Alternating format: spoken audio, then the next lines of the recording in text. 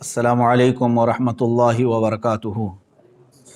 الحمدللہ وکفا وسلام علی حبیبہ المصطفیٰ وعلی آلہ واصحابہ النجبا اما بعد فاعوذ باللہ من الشیطان الرجیم ان اللہ وملائکتہ یصلون علی النبی یا ایہا الذین آمنوا صلوا علیہ وسلموا تسلیما اللہم صل علی سیدنا ومولانا محمد معدن الجود والکرم وآلہ واصحابہ الکرام وابنہ الکریم وبارک وسلم صلاۃ دائمۃ سرمدا ابدا۔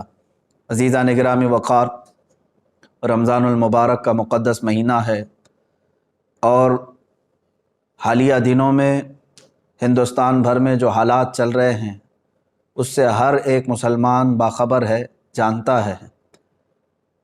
آج کے حالات میں رسول پاک صلی اللہ تعالیٰ علیہ وسلم کی ذات پاک کو جس طرح سے پورے ہندوستان میں نشانہ بنایا جا رہا ہے، موضوع بحث بنایا جا رہا ہے، ہمارے دل چھلنی ہیں، زخمی ہیں، یہ ایک الگ میٹر ہے۔ لیکن آج میں آپ کے سامنے حاضر ہوں خاص ایک بات کا ذکر کرنے کے لیے۔ میرے عزیز چاہنے والے بہت سارے ہزاروں کی تعداد میں نوجوان اور علماء، ایک سلسلہ چل پڑا ہے ابھی فی الحال سوشل میڈیا پر، خاص طور پر مجھے لے کر کے مباہلے کا چیلنج دے دیا مفتی سلمان اظہری نے، کفر کی دھرتی کو ہلا دیا، فلاں فلاں میسیجز بہت گردش کر رہے ہیں۔ اے میرے عزیزو، میں آپ کو اس بات کا کھل کر کے اظہار کرنا چاہتا ہوں کہ مجھ جیسے ایک کمتر طالب علم نے کون سا کمال کر دیا ہے۔ اس میں کوئی بڑا کمال کا کام مجھے نہیں لگتا، بلکہ رسول پاک صلی اللہ تعالیٰ علیہ وسلم کی عزت پاک بہت اعلیٰ، آپ کے نالین پاک کی غبار شریف کا بھی حق ہم ادا نہیں کر سکتے مباہلے کا چیلنج دے کر کے۔ آپ کیا سمجھتے ہیں کہ کوئی بہت بڑا تیر میں نے چلا لیا ہے؟ اس کو اتنا بڑا بنا کر کے کیوں پیش کیا جا رہا ہے؟ میرے عزیزو، ہماری زندگیاں رسول پاک صلی اللہ تعالیٰ علیہ وسلم کے نام سے وقف ہو جانی چاہیے۔ زندگی میں اگر ایک مرتبہ ہم نے کسی کو چیلنج کیا ہے تو آپ تمامی حضرات اتنے ہی میں خوش ہو کر کے مگن ہو گئے اور سارے لوگ موضوع بحث اسی کو بنائے ہوئے ہیں۔ ایک بہت بڑا کام کر دیا۔ اسی لیے میں اپنے چاہنے والے تمام ہی نوجوانوں سے گزارش کروں گا، چھوڑ دو اس بحث کو، کوئی بھی میری تعریف آج سے ہرگز نہ کرے۔ بہت سارے نوجوان آج اسی کام میں مصروف ہو گئے ہیں، سوشل میڈیا پہ سٹیٹس رکھنا، ڈی پیاں رکھنا میرے نام کی، میرے تصویر کی، اور پھر الگ الگ القابات اس میں لگانا، امیر کا، قائد کا، اور نہ جانے کیا کیا القابات۔ مجھے شرم آتی ہے، آج مجھے افسوس ہے اس بات میں کہ اے نوجوانوں، تمہاری غیرت کب جاگے گی؟ جس ملک میں رسول پاک کو گالیاں دی جا رہی ہیں، ان کے دربار کے ایک کتے کو تم اتنی بڑی عزت سے دیکھنا چاہتے ہو؟ میں ہرگز اس چیز سے پسند نہیں کرتا، نہ میرے نام کے نعرے لگائے جائیں، نہ ہی میرے نام کے ساتھ کوئی لقب لگایا جائے۔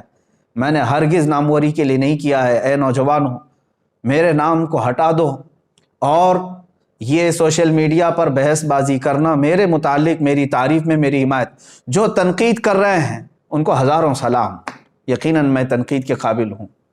جو علماء میرے متعلق قدغن لگا رہے ہیں ان کو ہزاروں سلام، وہ میری غلطیوں کو صحیح کرنے کی کوشش کر رہے ہوں گے، لیکن مجھے ڈر تعریف کرنے والوں سے۔ یہ سب موو ہو گئے رسول پاک صلی اللہ تعالیٰ علیہ وسلم کی تعریف کو چھوڑ کر کے تم ایک ادنا طالب علم کی تعریف میں لگ گئے ہو۔ میری تعریف بند کرو، میرے نام سے ڈی پیاں رکھنا اور سٹیٹس رکھنا بند کرو۔ نوجوانوں، میں تم سب سے گزارش کروں گا، یہ وقت ہے تمہارا رسول پاک صلی اللہ علیہ وسلم کی عزت کے دفاع میں گزارنے کا۔ کیا ہی اچھا ہوتا کہ میرے نبی کی عظمتیں تم بیان کرتے اور لوگوں کو میرے رسول پاک صلی اللہ تعالیٰ علیہ وسلم کے اخلاق کریمانہ بتاتے۔ تم آج یہ سوچ رہے ہو کہ ہم نے ایک کافر، پاکھنڈی اور ذلیل کتے کو حقانیت ظاہر کرنے کے لیے مباہلے کا چیلنج کیا تو ایک بہت بڑا کمال کر دیا۔ میرے متعلق یہ کہا جا رہا ہے ان کی جرأت کو سلام، ان کی بہادری کو سلام۔ کون سی جرأت ہے، کون سی بہادری ہے؟ یہ ہر عاشق رسول، ہر مومن کا فرض تھا۔ میرے عزیزوں، میں نے کوئی کمال کا کام نہیں کیا ہے۔ رسول پاک صلی اللہ تعالیٰ علیہ وسلم کی اس زندگی پاک کے بعد جس رسول نے راتوں میں رو رو کر کے ہم غریبوں کو یاد کیا ہو، کیا ان کے آنسوؤں کے ایک قطرے کا حق ادا کر سکتے ہو؟ اے مسلمانوں، رسول پاک صلی اللہ تعالیٰ علیہ وسلم نے جو ہمارے ساتھ محبت فرمائی، بلکہ ماں عائشہ صدیقہ رضی اللہ تعالیٰ عنہ فرماتی ہیں بجلیاں گرجتی اور ابر آلود ہو جاتا آسمان تو میرے آقا باہر نکل آتے گھر سے اور استغفار کرتے اور یوں عرض کرتے کہ مولا یہ بجلیاں کہیں میری امت پر عذاب بن کر نازل نہ ہو جائے، اور حضور اکرم صلی اللہ تعالیٰ علیہ وسلم استغفار فرماتے، جب بجلیاں ہٹ جاتی تو پھر آپ گھر میں تشریف لاتے۔ آپ اندازہ کرو، ماں عائشہ فرماتی ہیں کہ رسول پاک صلی اللہ علیہ وسلم ہمیشہ ابر کو دیکھ کر، بجلیوں کو دیکھ کر کیوں گھبراتے؟ حضور اکرم صلی اللہ تعالیٰ علیہ وسلم فرماتے ہیں پچھلی امتوں پر جب عذاب آتا تھا تو پہلے آسمان اسی طرح ابر آلود ہوتا، بجلیاں آتی اور پھر ان پر ہلاکت کے بادل برس جاتے تھے۔ مجھے ڈر ہے کہ میری امت پر کہیں اس طرح کے عذابات نہ آ جائیں، جو نہ بھولا ہم غریبوں کو رضا۔ اے امت کے غیور نوجوانوں، آج میرے جذبات بے قابو ہیں۔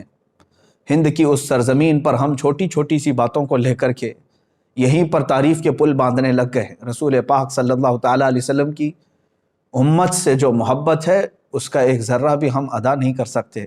ہم جیسے لاکھوں کا سر بھی کٹ جائے تو رسول پاک صلی اللہ تعالیٰ علیہ وسلم کے نالین پاک کا بھی حق ادا نہیں کر سکتے۔ میرے عزیزو، مصطفیٰ کریم صلی اللہ تعالیٰ علیہ وسلم اپنے آخری وقت میں بھی جس دن حضور کا وصال ہوا اس دن بھی اپنی امت کی خیر کے لیے دعا فرمائی، اپنی امت کی خیر کے لیے دعا فرمائی کہ اے رب ذوالجلال، جو سکرات کی تکلیف ہے وہ میری امت پر نہ آئے، اور جو رسول پاک صلی اللہ تعالیٰ علیہ وسلم قبر انور میں سونے کے وقت بھی اپنی غریب امت کو یاد فرمائیں، معراج کے سفر میں اپنی غریب امت کو یاد فرمائیں۔ اب مجھے بتاؤ کہ ہم نے رسول پاک صلی اللہ تعالیٰ علیہ وسلم کا کون سا حق ادا کیا؟ اے میرے عزیزو، آج کلیجہ منہ کو آتا ہے، دل چھلنی ہے، اس لیے کہ میں تاریخ پڑھ کر کے دیکھا حضور پاک صلی اللہ تعالیٰ علیہ وسلم کو مکہ والوں نے ستایا بہت ہے اور پریشان بھی بہت کیا ہے۔ حضور اکرم صلی اللہ تعالیٰ علیہ وسلم کا سوشل بائیکاٹ بھی کیا ہے، ان کے صحابہ کے ساتھ ظلم و ستم بھی کیا ہے، لیکن ایک بات یاد رکھنا، ان کے دشمنوں میں ابو جہل بھی کھڑا تھا، ابو لہب بھی کھڑا تھا، عتبہ و شیبہ بھی کھڑے تھے۔ پوری تاریخ اسلام کی کتابیں اٹھا کر کے دیکھ لینا، ان ظالموں نے حضور کے ساتھ دشمنی تو کی، لیکن اس ہندوستان کے پاکھنڈی کی طرح میرے نبی کو اتنی گندی گالیاں کبھی نہیں دی تھی۔ حضور پاک صلی اللہ تعالیٰ علیہ وسلم کے اخلاق پر کسی نے انگلی نہیں اٹھائی، کسی نے رسول پاک صلی اللہ علیہ وسلم کو یہ نہیں کہا تھا آج تک کہ وہ عورتوں کی دلالی کرتے تھے، کبھی نہیں۔ آج جس منزل پہ ہم پہنچے ہوئے ہیں، مکہ کے ان کے جانی دشمنوں نے بھی یہ جملے استعمال نہیں کیے تھے۔ آج ہماری یہ نحوست نہیں ہے تو اور کیا ہے؟ اے میرے عزیزو، رسول پاک صلی اللہ تعالیٰ علیہ وسلم کی عزت کی حفاظت کی خاطر جو صحابہ اکرام رضوان اللہ تعالیٰ علیہم اجمعین اپنی قربانیاں پیش کر چکے، میں دو چند باتیں عرض کرتا ہوں۔ آج ہم اپنے گھروں میں بیٹھ کر کے سوشل میڈیا پر آوازیں اٹھا کر کے یا سڑکوں پر ایک آدھ بار نکل کر کے یہ کہتے ہیں کہ رسول پاک صلی اللہ تعالیٰ علیہ وسلم کی عزت کی حفاظت کے لیے ہم کھڑے ہو گئے، اور اتنے ہی پر ہم جیسے نکموں کو مرد مجاہد کا لقب دے دینا، ہم جیسے کم ظرف لوگوں کو، مجھ جیسے کم علم آدمی کو بڑے بڑے القاب سے نواز دینا، جبکہ کچھ نہیں کیا رسول پاک صلی اللہ تعالیٰ علیہ وسلم کی دفاع میں۔ صحابی رسول سعد ابن ربیع رضی اللہ تعالیٰ عنہ احد کے میدان میں لڑتے رہے، یہ رسول پاک صلی اللہ تعالیٰ علیہ وسلم کے چہیتے صحابی ہیں، لڑتے رہے یہاں تک کہ تقریباً 12 نیزے ان کے جسم پر لگے تھے، 12 نیزے ان کے جسم پر لگے، اور شام کا وقت آنے سے پہلے وہ زمین پر ڈھیر ہو چکے تھے اور ان کے اوپر کئی لاشیں گری ہوئی تھیں۔ شام کے وقت میرے آقا صلی اللہ تعالیٰ علیہ وسلم نے اپنے صحابہ سے فرمایا کہ دیکھو سعد ابن ربیع کہیں نظر آئے، وہ زندوں میں ہیں یا انتقال کر چکے، تلاش کر کے آؤ۔ جو تلاش کرنے کے لیے صحابہ گئے، انہوں نے پکارنا شروع کیا میدان میں، احد کے میدان۔ یہ بڑی کڑی جنگ ہے، کفر اور اسلام کے مقابل میں جو جنگ ہوئی تھی، بڑا نقصان مسلمانوں کا اس جنگ میں ہوا تھا۔ پکارنے والے نے جب آواز دی تو بہت اندر سے لاشوں کے بیچ میں سے ایک آواز آنے لگی کہ ہاں سعد ابن ربیع زندہ ہے۔ ہٹائی گئی تو حضرت سعد ابن ربیع کی لاش یعنی جسم پاک دیکھنے والے بتاتے ہیں کہ 12 نیزے ان کے جسم پر لگے ہوئے ہیں، پیٹ پھٹ چکا تھا، پیٹ پھٹ چکا تھا اور خون میں لت پت ہیں، گوشت کے ان کے چھتڑے ادھر سے ادھر ہو گئے ٹکڑے۔ میرے عزیزو، اس عالم میں وہ پوچھتے ہیں کہ اے آنے والے کیا پیغام لے کر کیا ہے؟ تو آنے والے صحابی نے کہا کہ اللہ کے رسول صلی اللہ علیہ وسلم نے تمہیں یاد کیا۔ اس صحابی سعد ابن ربیع نے اتنا کہا، جاؤ میرے آقا صلی اللہ علیہ وسلم کو میرا سلام کہہ دو، میں حضور پاک صلی اللہ تعالیٰ علیہ وسلم تک چل کے آنے کی طاقت نہیں رکھتا۔ اور اس کے بعد حضرت سعد ابن ربیع نے جو کہا، سنو اے مسلمانوں، جس کے جسم میں 12 نیزے چبھے ہوئے ہوں، پیٹ پھٹ چکا ہو، اس کے بعد وہ کہتے ہیں کہ جا کر حضور سے کہہ دینا، عذراً یا رسول اللہ، اے اللہ کے رسول ہمیں معاف کر دیں، ہم نے آپ کے دفاع کا حق ادا نہیں کیا۔ جس کا جسم چھلنی ہو گیا ہو اور ٹکڑوں میں آ گئے ہوں، وہ جب یہ کہہ رہے ہوں کہ اے اللہ کے رسول ہم نے آپ کی دفاع کا حق ادا نہیں کیا، ہم گھر بیٹھے سوشل میڈیا سے اگر تھوڑی باتیں کہہ دیں، آواز اٹھا دیں اور اسی پر اتنے بڑے بڑے القاب، یہ ناانصافی ہے میرے عزیزوں۔ اے غیور نوجوانوں، میرے آقا صلی اللہ تعالیٰ علیہ وسلم پر مر مٹنے والے ان صحابہ نے کبھی اپنی ناموری کا خیال تک نہیں فرمایا، بلکہ سعد ابن ربیع یہ کہتے ہیں آنے والے سے کہ جاؤ واپس میری قوم کو یہ پیغام دے دینا، مدینے والوں کو یہ پیغام دے دینا کہ اگر تم زندہ رہے، تمہاری آنکھیں دیکھتی رہیں اور کوئی تمہاری زندگی میں رسول پاک صلی اللہ تعالیٰ علیہ وسلم تک پہنچ گیا بری نیت سے، تو فرماتے ہیں کہ پھر قیامت کے دن اللہ تمہیں نہیں چھوڑے گا، تمہارا کوئی عذر قبول نہیں کیا جائے گا۔ سعد ابن ربیع یہ کہتے ہوئے اس دار فانی سے کوچ کر گئے، انتقال ہو گیا، شہید ہو گئے۔ ایک صحابی ہیں رسول پاک صلی اللہ تعالیٰ علیہ وسلم کے سامنے کھڑے، احد کے میدان، تیر چلتے رہے، اتنے تیر کہ تقریباً ان کے جسم پر 80 تیر ادھر سے سائیں سائیں کرتے ہوئے گزرے اور کئی جسم پر چھپ گئے۔ وہ حضور پاک صلی اللہ تعالیٰ علیہ وسلم کے سامنے سینہ سپر ہو کر یوں کھڑے رہے کہ ایک تیر ان کے آنکھوں میں آ کر لگ گیا، آنکھ کا پتلا باہر آ گیا، آنکھ کا ڈھیلا باہر آیا۔ اللہ کے حبیب صلی اللہ تعالیٰ علیہ وسلم کے دفاع میں اس وقت تک بھی وہ اپنا قدم نہیں ہٹا رہے تھے۔ اتنی قربانیاں دینے کے باوجود بھی انہوں نے کبھی یہ نہیں کہا کہ ہم نے رسول پاک صلی اللہ تعالیٰ علیہ وسلم کی ناموس پہ پہرا دے دیا۔ اے مسلمانوں، ان القابات اور ان تمام تر مبالغات سے باہر نکل آؤ، ان تمام چیزوں سے باہر نکل آؤ، میدان عمل میں اترنے کی آج تمہیں ضرورت ہے۔ اللہ کے حبیب صلی اللہ تعالیٰ علیہ وسلم کی عزت کی حفاظت کے لیے جنہوں نے کیا، آج میرا دل درد کر رہا تھا، اس لیے میں آپ کے سامنے حاضر آ گیا۔ سلطان صلاح الدین ایوبی رحمۃ اللہ تعالیٰ علیہ کی وفات یاد آتی ہے۔ انگریزوں نے بھی صلاح الدین ایوبی کا ذکر بڑے اچھے سے لکھا ہے، کہا کہ ایک انصاف پسند جرنیل تھا اور جتنی جنگیں ہوئی ہیں ظلماً صلاح الدین ایوبی نے کسی کو قتل نہیں کیا، قیدی بھی آتے تو ان کو رہا کرنے کا حکم دیتے تھے۔ ایک بار ایسا ہوا کہ ایک اسلامی قافلہ شام سے مصر کی طرف جا رہا تھا، بیچ راستے میں برنس نام کا ایک جرنیل تھا جو عیسائی تھا، اس نے قافلے کو روک لیا اور لوٹا، مسلمان عورتیں بھی تھیں، بچیاں بھی تھیں، اور پورے قافلے میں سے تقریباً 2 لاکھ دینار اس نے لوٹ لیا اور مار رہا تھا باندھ کر کے، اس میں عورتیں بھی تھیں، بچیاں بھی تھیں۔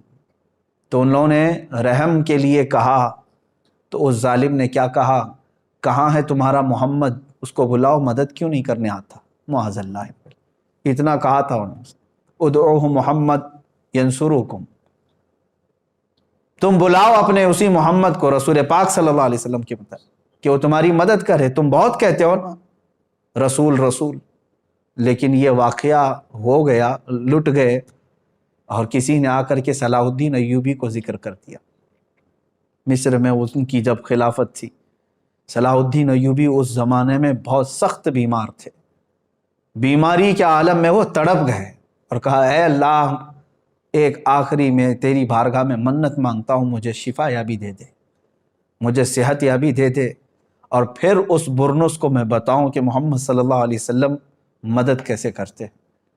اور جانتے ہیں آپ صحت یاب ہوتے ہوتے آپ نے جنگوں کا پھر سے ایک محاذ چھیڑ دیا، 2 سے 2.5 سال لگ گئے، فلسطین پہنچے آپ، بیت المقدس کی فتح کے بعد جتنے وہاں پر عیسائی تھے سب کو آپ نے اعلان کر دیا کہ جو امن و امان سے رہنا چاہتا ہے رہے، یا جانا چاہتا ہے تو وہ جا سکتا ہے۔ سارے جو رہنے والے تھے وہ رہ گئے، جانے والے جا رہے تھے، لیکن صلاح الدین ایوبی رحمۃ اللہ علیہ نے ایک اعلان کیا تھا اپنے سپاہیوں کو کہ برنس اگر کہیں ملے تو اسے چھوڑنا نہیں، گرفتار کر کے لے آؤ۔ تلاش کرتے ہوئے سپاہی پہنچے، ایک خیمے میں وہ چھپا ہوا تھا، وہاں سے اسے قید کر کے لے آئے، اور صلاح الدین ایوبی رحمۃ اللہ علیہ کی آنکھیں اس وقت لال تھیں، سرخ تھیں۔ اس کو سامنے کھڑا کیا اور کہا تو ہی وہ بدبخت ہے جس نے کہا تھا کہ محمد کو بلاؤ اور وہ تمہاری مدد کرے۔ اللہ اکبر۔ یہ جملہ دہرانے کے بعد صلاح الدین ایوبی رحمۃ اللہ علیہ اپنی تلوار اٹھاتے ہیں۔ وہ کہتا ہے صلاح الدین تم تو جنگی قیدیوں کو معاف کرتے ہو، چھوڑ دیتے ہو۔ صلاح الدین ایوبی نے فرمایا ہاں میں نے ہر جنگی قیدی کو معاف تو کیا ہے، لیکن جس نے میرے رسول پاک کی شان میں بھونکا ہے پھر یہ میری تلوار اگر اس پر نہ چلے تو یہ کسی کام کی نہیں۔ صلاح الدین ایوبی رحمۃ اللہ علیہ نے اسے کیفر کردار تک پہنچایا۔ اے مسلمانوں، اے میرے عزیزوں، بات کتنی تھی، اس نے جو کہا تھا۔ یہاں تو میرے آقا صلی اللہ تعالیٰ علیہ وسلم کی شان میں کیا کیا نہیں کہا جا رہا ہے، کیا کیا نہیں کہا جا رہا ہے۔ لوگ اب بھی یہ کہتے ہیں کہ مصلحت کے ساتھ اب جینا کس کام کا رہ گیا ہے۔ جہاں پر ہماری سانسوں میں گھٹن پیدا ہو رہا ہے، اسلام کے لیے ان ظالموں نے کہا کہ یہ کوئی ریلیجن ہی نہیں ہے۔ کیا یہ بکواس سوشل میڈیا پر نہیں ہے؟ وہ کہتے ہیں یہ کوئی دین ہی نہیں ہے، چند گنڈوں نے مل کر کے مال لوٹنے کے لیے ایک سنگٹن بنائی اور یہ مذہب بنا دیا۔ میرے اسلام اور حق دین کو اس طرح کے جملے استعمال کیے۔ اللہ کے نبی صلی اللہ تعالیٰ علیہ وسلم کی شان میں جو الفاظ استعمال کیے گئے وہ زبان پر لانا دشوار ہے، اور حد ہو گئی اب اللہ رب العزت کی بارگاہ میں بھی اس طرح کے جملے کہنا اور شیطان سے منسوب کر دینا۔ اے مسلمانوں، کیا اب بھی یہاں پر ہم ان تمام چیزوں کو سن کر کے خاموش رہیں؟ یہی تمام معاملات تھے جس کی وجہ سے اس بے قرار دل نے اس کفر کی دھرتی کو پکارا کہ آ جا، اگر تجھے اتنا یقین ہے تو اللہ رب العزت اور رسول پاک صلی اللہ علیہ وسلم اور اسلام و قرآن کی شان کیا ہے ہم بتاتے ہیں۔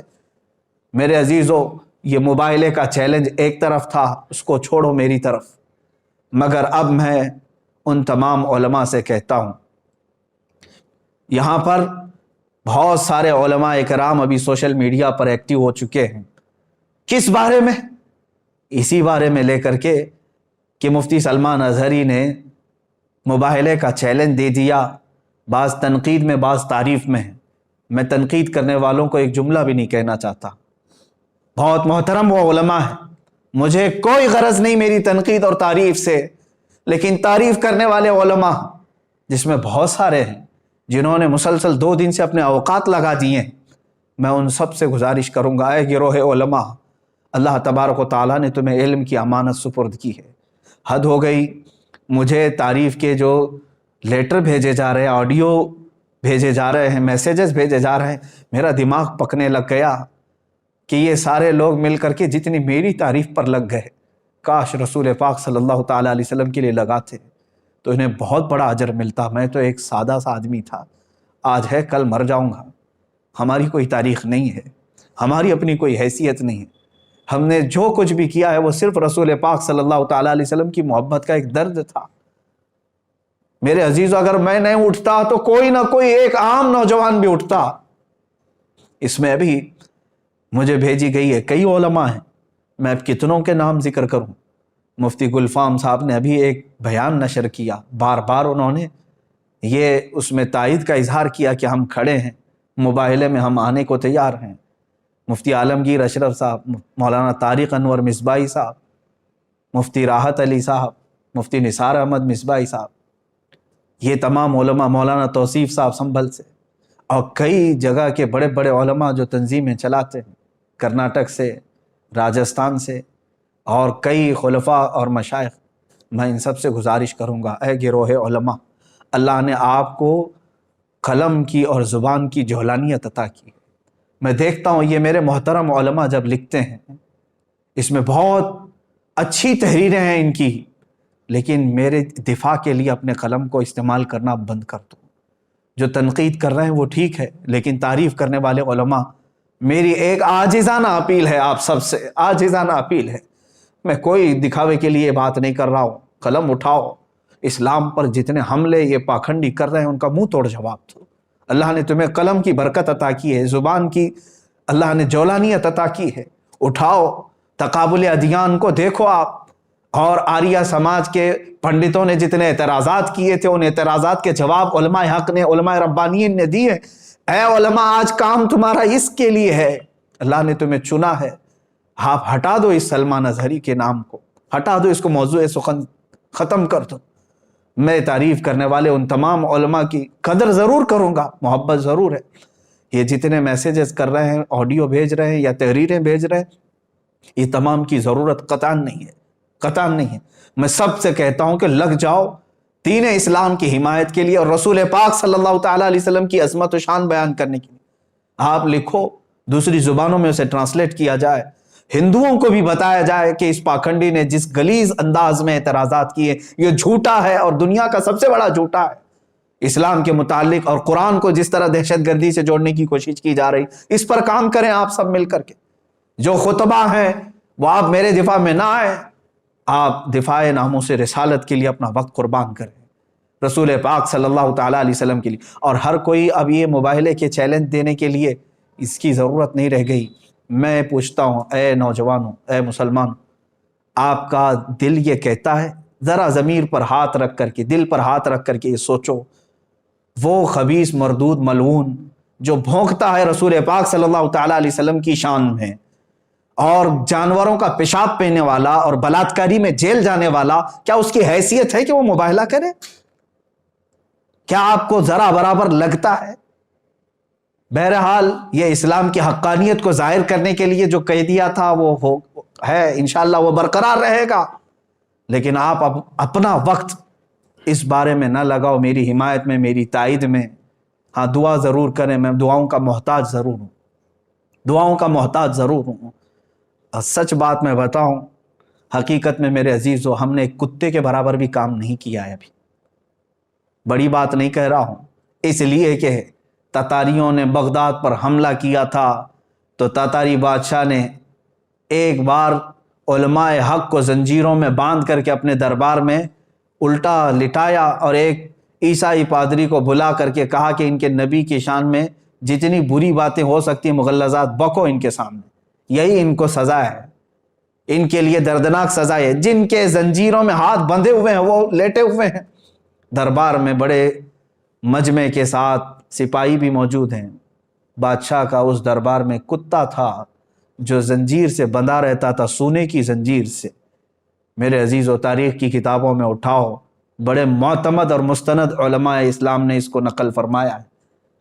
جیسے ہی وہ پادری رسول پاک صلی اللہ علیہ وسلم کی شان میں ہرزہ سرائی شروع کیا، کتا بھونکنے لگ گیا، وہ خاموش ہوا۔ تھوڑی دیر کے بعد پھر وہ مغلظات بکنے لگا، کتا پھر بھونکنے لگا۔ لوگوں نے کہا تیری تقریر پہ، تیرے بیان پہ تو نہیں بھونک رہا ہے۔ اس نے کہا ارے وہ جانور ہے، میں جو بول رہا ہوں اس کی کیا سمجھ میں آتا ہے۔ تیسری بار جب پھر وہ مغلظات شروع کیا، محمد ایسے، محمد ویسے، معاذ اللہ رب العالمین، کتا زنجیر توڑ کر کے اچھل کر کے آیا اور دم زدن میں اس پاکھنڈی پادری کے اوپر چڑھ گیا اور اس کو دم زدن میں چیر کر رکھ دیا۔ سب کے سامنے اس کتے نے اس کی زبان کو ختم ہی کر دیا، وہ مر گیا اسی جگہ پر۔ اس واقعے کو نقل کیا ہے معتمد علماء اسلام نے، اور اس کی اس بات کو دیکھ کر کے پورے مجمع میں ایسی ہیبت طاری ہو گئی، ایسی ہیبت طاری ہو گئی کہ ایک جانور ہے اور وہ گستاخی کو نہیں سنبھال سکتا، سن نہیں سکتا، برداشت نہیں کر سکتا، اور پھر ایسا حملہ کیا۔ اس مجمع کے بعد کئی لوگ دائرہ اسلام میں بھی داخل ہوئے، جو کفر و شرک کی دھرتی میں موجود تھے وہ دائرہ اسلام میں آئے۔ اسی لیے میں نے کہا کہ اس کتے کے برابر بھی کام نہیں کیا۔ میرے عزیزو، آپ سب سے میں یہی کہوں گا کہ آپ تمام حضرات اپنے اس قیمتی وقت کو میرے دفاع میں، تائید میں، حمایت میں نہ صرف کریں۔ جو رسول پاک صلی اللہ تعالیٰ علیہ وسلم سے تھوڑی سی بھی محبت رکھتا ہے، میں ہر سنی نوجوان سے آج کہوں گا، اگر تمہیں آج کا یہ موبائلے کا چیلنج ہاٹ ٹاپک لگتا ہے، ہاٹ ایشو لگتا ہے، اور دیکھنا چاہتے ہو کہ اب کیا ہوگا، کل کیا ہوگا، انشاءاللہ العزیز 17 رمضان المبارک کو حق واضح ہو ہی جائے گا، لیکن اس سے قبل میں ہر سنی جوان سے کہوں گا کہ آ جاؤ، مصطفیٰ کریم صلی اللہ تعالیٰ علیہ وسلم کے قدموں میں تمہاری عزت ہے۔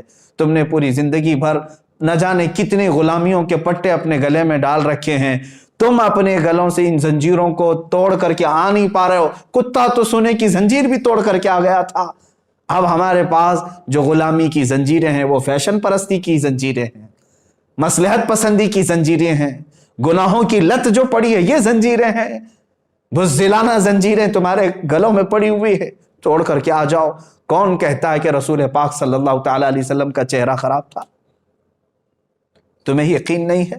دنیا کا سارا حسن و جمال میرے رب ذوالجلال نے میرے مصطفیٰ کو عطا کیا تھا، اس حسین رسول پاک صلی اللہ تعالیٰ علیہ وسلم کے تم پیروکار ہو، تو پھر کیوں اس رسول پاک کے اخلاق کو اپنانے سے تم ہچکچاتے ہو؟ کیوں ڈرتے ہو؟ ہزار تانوں کو چھوڑ دو لوگ کیا کہتے ہیں، تم یہ دیکھو کہ میرے آقا کل قیامت کے دن مجھے کیا کہیں گے، میرا چہرہ دیکھنے کے بعد حضور صلی اللہ تعالیٰ علیہ وسلم کیا کہیں گے۔ میں نے چہرہ یہودیوں کا بنایا، میں نے چہرہ کفار و ہنود کا بنایا، اور بات کرتا ہوں رسول پاک صلی اللہ علیہ وسلم کی۔ اے مسلمانوں، میں آپ تمام سے یہی گزارش کروں گا کہ حضور پاک صلی اللہ تعالیٰ علیہ وسلم کی طرف آ جاؤ، اٹھو وہ گر نہ حشر نہ ہوگا پھر کبھی، دوڑو کہ زمانہ چال اپنی چل گیا۔ اور آج میں اسی بات پر آپ سب کو یہ میسج ضرور دینا چاہوں گا، کیوں نام محمد پر مر نہ جائیں ہم عزت سے، یوں بھی تو ہمیں دنیا سے ایک دن تو جانا ہے، یوں بھی تو کسی دن ہم کو دنیا سے تو جانا ہے۔ رسول پاک صلی اللہ تعالیٰ علیہ وسلم کے ہو کر کے جائیں گے تو قیامت کے دن سر بلند رہو گے، سرخرو رہو گے۔ اس لیے کہ میرے عزیزوں، ہمارا یہ قان ہے، ہمارا یقین ہے، ہمارا یہ بھروسہ ہے کہ ہماری قبر میں بھی رسول پاک صلی اللہ علیہ وسلم تشریف لائیں گے۔ قیامت کے دن انہی کی شفاعت اور سفارش ہمارے لیے کام آئے گی، تو دنیا میں ان کے ہو جاؤ اور انہی کی طرف لو لگا لو، اور اپنا جینا مرنا رسول پاک کے لیے کر دو۔ سیدی سرکار اعلیٰ حضرت فاضل بریلوی رضی اللہ تعالیٰ عنہ نے اپنی پوری زندگی دفاع ناموس رسالت کے لیے وقف کر دی۔ ہزار ان کے زمانے میں بھی ان کو لے کر کے تنقیدیں اور تعریفیں ہوتی رہی ہوں گی، لیکن ان کی کتابوں میں مجھے بتاؤ کہاں انہوں نے اپنی تنقید کرنے والوں کے لیے کیا لکھا، تعریف کرنے والوں کے لیے کیا لکھا؟ بلکہ کہیں پر کچھ ملتا نہیں ہے۔ انہوں نے تو صرف یہ کہا ہے، کروں مدح اہل دول رضا، پڑے اس بلا میں میری بھلا، میں گدا ہوں اپنے کریم کا، میرا دین پا رہے نہ نہیں۔ انہوں نے تو زندگی بھر رسول پاک صلی اللہ تعالیٰ علیہ وسلم کے لیے قلم اٹھایا۔ میں خاص طور پر آج سوشل میڈیا پر ایکٹیو علماء کے لیے ہی سامنے آیا تھا کہ آج قوم آپ کی طرف دیکھ رہی ہے، اور آپ مجھ جیسے ایک کمتر اور چھوٹے سے طالب علم کے دفاع میں اور حمایت میں اپنے قلموں کا استعمال نہ کریں۔ حضور پاک صلی اللہ تعالیٰ علیہ وسلم کے لیے، شان اسلام کے لیے، اور کفار و مشرکین جو بھدے اعتراضات کرتے ہیں ان کا منہ توڑ دنداں شکن جواب دینے کے لیے اپنے قلم کی جولانیت کا استعمال کریں، خطبہ اپنی زبانوں کو انہی کے لیے استعمال کریں، اس لیے کہ اللہ نے یہ امانت کے طور پر آپ کو علم دیا ہے، اور آپ کو یہ علم خرچ کرنا ہی ہے رسول پاک صلی اللہ تعالیٰ علیہ وسلم کی عزت کی حفاظت کے لیے۔ اور آخر میں یہی کہوں گا، جس کو اعلیٰ حضرت رضی اللہ تعالیٰ عنہ نے بطور میسج ہمیں دیا ہے، انہیں جانا انہیں مانا، نہ رکھا غیر سے کام، للہ الحمد میں دنیا سے مسلمان گیا۔ اے میرے عزیزو، آج میں نے یہ جو کچھ بھی باتیں کہیں اس لیے کہ میں بے چین ضرور ہوں، لیکن دنیاوی حالات اور پریشانیوں کو لے کر کے نہیں، کہ میرے اوپر کیا دباؤ بن رہا ہے اس کو لے کر کے میں ہرگز پریشان نہیں ہوں، بلکہ ابھی میں آپ کو بتاؤں، آپ سب حضرات جانتے ہوں گے رمضان المبارک آ چکا ہے۔ کل ہی میرے پاس ایک نوجوان بچہ آیا، انجینئر بھی ہے، بیٹھے تھوڑی دیر بات کرنے کے بعد بتایا اس نے کہ پچھلے 1.5 مہینے سے وہ کھانے کو، گوشت کو ہاتھ تک نہیں لگایا، صرف اس لیے کہ جس جگہ رسول پاک صلی اللہ تعالیٰ علیہ وسلم کو گالیاں دی جا رہی ہوں اور میں نرم نرم غذائیں کھاؤں۔ اس نوجوان کی اس بات کے بعد کیا ہمارا دل کھول نہیں جاتا؟ ہم بھی تو آج سارے لوگ مستیوں میں ہیں، ہمارے پاس جو کچھ بھی دیا ہوا ہے وہ رسول پاک کے نام کا ہے، علماء آپ سب کو معلوم ہے، مشائخ آپ سب کو معلوم ہے، ہم آج تک رسول پاک کے نام پر ہی کھا رہے ہیں، حضور پاک صلی اللہ تعالیٰ علیہ وسلم کا نام لیتے ہیں اور کھاتے ہیں، لیکن آج تک میری اتنی عمر میں میرے باپ کو، میری ماں کو یا میرے بھائیوں کو ایسی گالیاں تو میں نے اب تک نہیں سنی جس طرح کی گالیاں اس خبیث ملعون نے میرے نبی کو دی۔ تم بتاؤ، تم اپنی زندگیوں میں نوجوانوں تمہیں ایسی گالیاں کس نے دی تھی آج تک؟ تم بتاؤ، تمہاری داڑھیوں کو دیکھ کر کے لوگ گالیاں نہیں دیتے، آج تم سر پہ ٹوپی رکھتے ہو تو تمہیں لوگ گالیاں نہیں دیتے، تمہاری ماں کو اور تمہارے باپ کو کس نے اس قدر گالیاں دی تھی؟ تمہیں کبھی کسی نے دلال کہا عورتوں کا؟ لیکن دنیا کے سب سے پاکیزہ انسان کو جس نے اس طرح کے الفاظ استعمال کیے، آپ بتاؤ اب اس کے بعد اگر ہمارے جذبات بے قابو نہ ہو تو اور کیا ہو؟ ہم نے اپنے گھر والوں کے لیے کبھی اس طرح کی گالیاں نہیں سنی۔ اب میں اپنے اس گفتگو کو ڈائیورٹ کرتے ہوئے کہتا ہوں، ان ہندوؤں سے بھی، ان پاکھنڈیوں سے بھی، اگر تم نے طے کر ہی لیا ہے کہ مسلمانوں کو ٹھیس پہنچانا ہے تو لے لو ہم سب کی زندگیوں کو اور آج ہی سے کوسنا شروع کرو، ہمیں جتنی گالیاں دیتے ہو دے لو۔ ایک بار میرے مصطفیٰ صلی اللہ تعالیٰ علیہ وسلم کی طرف انگلی اٹھانا چھوڑ دو، اس قرآن عظیم کو بولنا چھوڑ دو۔ ہماری زندگیاں موجود ہیں میرے عزیزو۔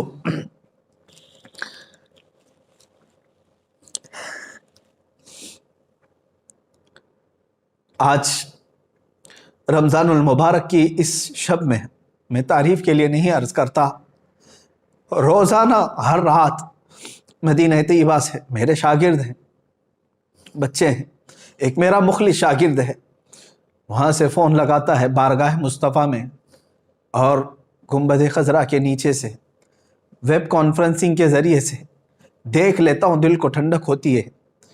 آج وہ نوجوان بچہ میرا شاگرد باب السلام سے حضور کی جالیوں کے پاس پہنچا، ہمت نہیں ہو سکی حضور کو سلام کرنے کی، رسول پاک صلی اللہ تعالیٰ علیہ وسلم کو سلام پیش کرنے کی ہمت نہیں ہو سکی۔ اسی لیے میرے عزیزو کہ ہم جس کیفیت میں آج جی رہے ہیں، اب اس کے بعد جینے کا کوئی مطلب نہیں ہوتا۔ آپ سمجھیں، برائے کرم سمجھیں میری اس بات کو۔